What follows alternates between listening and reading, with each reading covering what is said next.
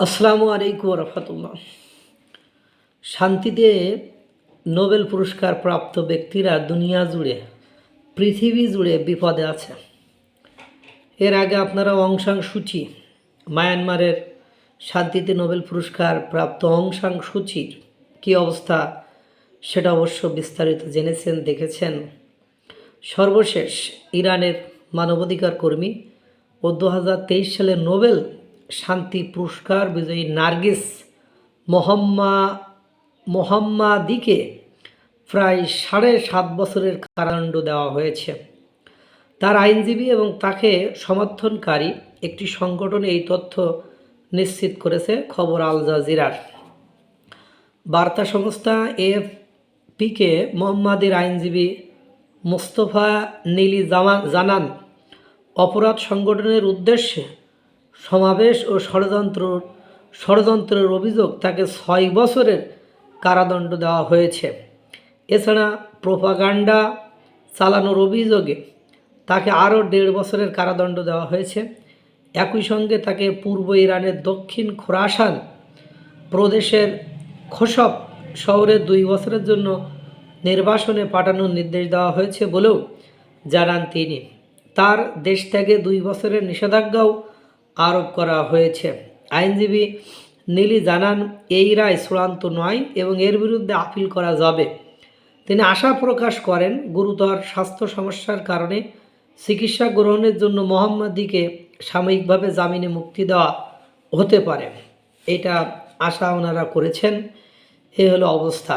অর্থাৎ বুঝলেন কি, যে ইরানের শান্তিতে নোবেল পুরস্কার প্রাপ্ত ব্যক্তি নর্মাল অপরাধ, বেশি বড় অপরাধ নয়, যে অপরাধ হলো যে অপরাধ সংগঠনের উদ্দেশ্যে সমাবেশ ও ষড়যন্ত্রের অভিযোগে তাকে 6 বছরের কারাদণ্ড দেওয়া হয়েছে। এছাড়া প্রোপাগান্ডা চালানোর অভিযোগে তাকে আরও 1.5 বছরের কারাদণ্ড দেওয়া হয়েছে।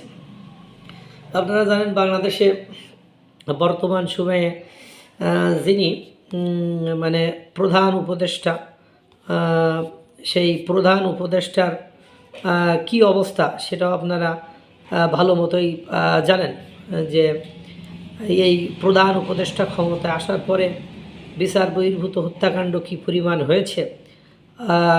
আমাদের প্রধান উপদেষ্টা ডক্টর মোহাম্মদ ইউনূস সাহেব, আল্লাহ ওনাকে ভালো রাখুক, সুস্থ রাখুক, এই দোয়াই করি।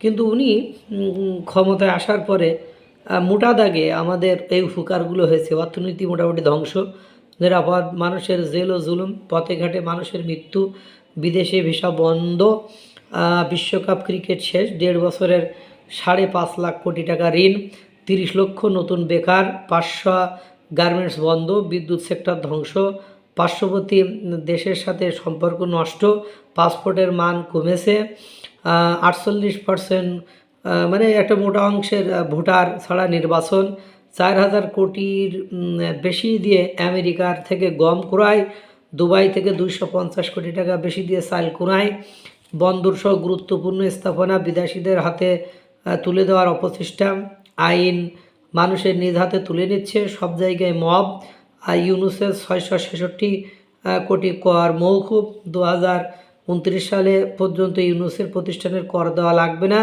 দেশের প্রতিটি পরিবারে অশান্তি, বিচার বহির্ভূত হত্যাকাণ্ড, মব সৃষ্টি করে হত্যাকাণ্ড, বাড়ি থেকে ফিরলে আবার বাড়ি আসবে কি না এই নিশ্চয়তা এখন বর্তমান সময়ে নেই।